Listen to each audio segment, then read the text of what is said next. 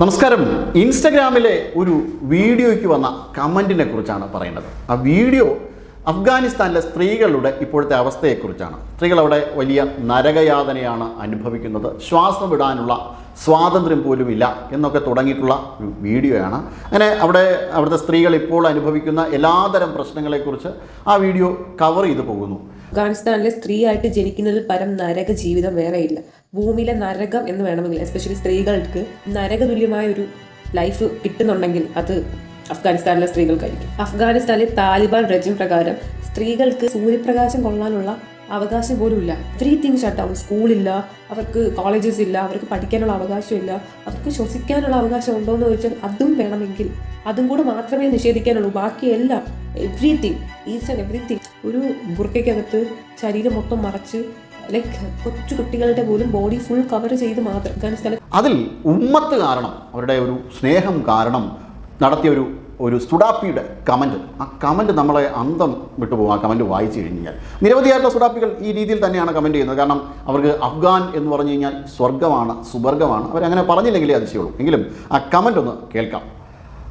ഇത്താത്ത, ഈ നുണ പൊളിഞ്ഞിട്ട് 3 കൊല്ലം കഴിഞ്ഞു. സ്ത്രീകളുടെ സ്വാതന്ത്ര്യം പോയിട്ട് ആ രാജ്യത്തിന് തന്നെ സ്വാതന്ത്ര്യമില്ലായിരുന്നു. അവിടെ അധിനിവേശം നടത്തിയ US-ൻ്റെ നുണകൾ മാത്രമാണ് അധികവും. അഫ്ഗാനിലെ വിദ്യാഭ്യാസ മേഖലയിൽ മുഴുവൻ പാശ്ചാത്യ ആശയങ്ങൾ അടിച്ചേൽപ്പിച്ചിരിക്കുകയാണ്. അത് അവരുടെ രാജ്യത്തിൻ്റെ പാരമ്പര്യം തിരിച്ചുപിടിക്കാൻ വേണ്ടിയിട്ടാണ് അവർ ഇപ്പോൾ ശ്രമിക്കുന്നത്. ഇവിടെ നിന്ന് അങ്ങോട്ട് നോക്കിയാൽ പ്രശ്നം മാത്രമേ കാണുവാൻ കഴിയുകയുള്ളൂ. അപ്പോൾ തുടർന്ന് അദ്ദേഹം എഴുതുന്നുണ്ട്, അവിടെ പോയി യാത്ര ചെയ്തവർ ഈ പറഞ്ഞ കാര്യങ്ങളെല്ലാം പൊളിച്ച് അടുക്കിയിട്ടുണ്ട് എന്നൊക്കെയാണ് അദ്ദേഹം പറയുന്നത്. അപ്പം ഇങ്ങനെ നിരവധിയായിട്ടുള്ള കമൻറ്റുകൾ ഇൻസ്റ്റഗ്രാമിലൊക്കെ വരാറുണ്ട്. ആലോചിച്ച് നോക്കൂ അവരുടെ ലോജിക്ക് ഏത് തരത്തിലാണ് എന്ന്. അഫ്ഗാനിസ്ഥാനിൽ എങ്ങനെയുള്ള രീതിയിലുള്ള കാര്യങ്ങളാണ് നടന്നു പോകുന്നതെന്ന് പത്രമാധ്യമങ്ങളിലൂടെ, വാർത്താമാധ്യമങ്ങളിലൂടെ എല്ലാവരും അറിഞ്ഞിട്ടുള്ള സംഭവമാണ്. അവിടുത്തെ സ്ത്രീകൾക്ക് യാതൊരു തരത്തിലുള്ള സ്വാതന്ത്ര്യമില്ല എന്ന് മാത്രമല്ല, താലിബാൻ ഭരണത്തിന് കീഴിൽ സ്ലേവറി, അടിമത്വം നിലനിൽക്കുന്ന രാജ്യമാണ് അഫ്ഗാനിസ്ഥാൻ. സ്ത്രീകളെ തല്ലാം, എല്ലൊടിയാൻ പാടില്ല എന്നേ ഉള്ളൂ എന്നൊക്കെ തരത്തിലുള്ള വളരെ രസകരമായിട്ടുള്ള രസകരം എന്ന് പറയുന്നതിൽ വളരെയധികം ബുദ്ധിമുട്ടുണ്ട്. പക്ഷേ അവരുടെ ബുദ്ധിയെക്കുറിച്ചാണ് അങ്ങനെ പറയുന്നത്. കാരണം മനുഷ്യരെ തല്ലി പദം വരുത്താം, സ്ത്രീകളെ തല്ലി പദം വരുത്താം എന്നാണ് ആ നിയമം.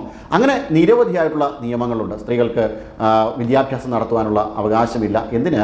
പുരുഷൻ്റെ സാന്നിധ്യമില്ലാതെ, അല്ലെങ്കിൽ ഒപ്പം അവരുടെ രക്ഷകർത്താവ് എന്ന രീതിയിലുള്ള ഒരു പുരുഷൻ ഇല്ല എങ്കിൽ സ്ത്രീകൾക്ക് പുറത്തിറങ്ങാൻ കൂടി പാടില്ല. ചെറിയ കുട്ടികളെ പോലും മുഖവും ശരീരവും മുഴുവൻ മറച്ചുകൊണ്ട് മാത്രമേ പുറത്തിറങ്ങാൻ കഴിയുകയുള്ളൂ.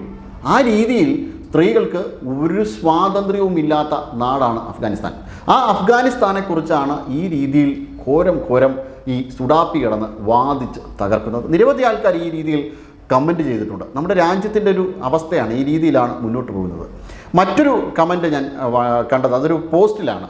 അതായത് ഇന്ത്യ അഫ്ഗാനിസ്ഥാന് നേരിട്ടുള്ള ആക്രമണത്തിൽ അപലപിച്ചിട്ടുണ്ട്, അതായത് പാകിസ്ഥാൻ നടത്തിയ ആക്രമണത്തിൽ അപലപിക്കുന്നു എന്ന് പറയുന്ന ഒരു തലക്കെട്ടിന്, ഒരു കാർഡിന് നേരെയാണ്, ഒരു സോഷ്യൽ മീഡിയ കാർഡിന് നേരെയാണ് ആ കമൻറ്റ് വന്നിരിക്കുന്നത്. ആ കമൻറ്റ് ഇങ്ങനെയാണ്: നിങ്ങളുടെ സപ്പോർട്ട് ആർക്ക് വേണം ഇന്ത്യൻ മലമേ എന്നാണ്.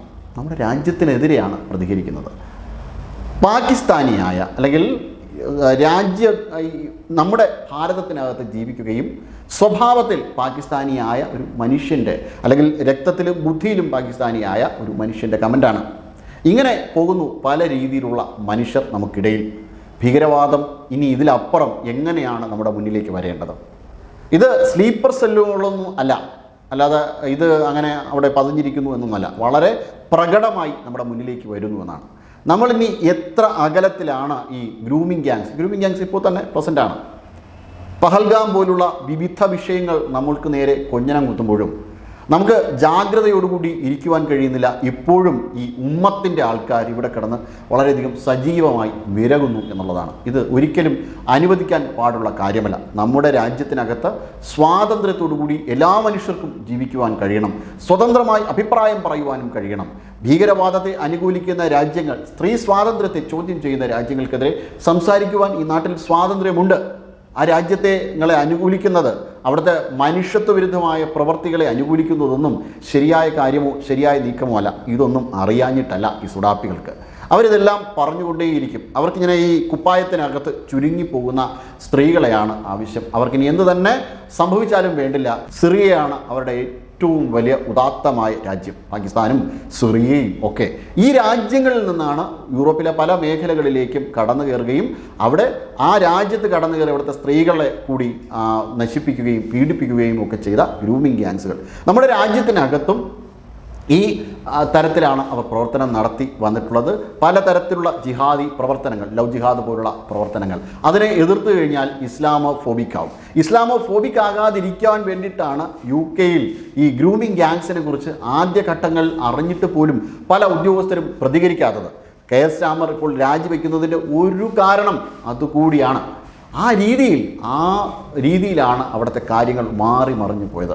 നമ്മുടെ രാജ്യത്തിനകത്ത് എല്ലാ മനുഷ്യർക്കും സ്വാതന്ത്ര്യത്തോടെ ജീവിക്കുവാൻ കഴിയണം, എല്ലാവർക്കും അവരുടെ അഭിപ്രായങ്ങൾ പങ്കുവയ്ക്കാൻ കഴിയണം.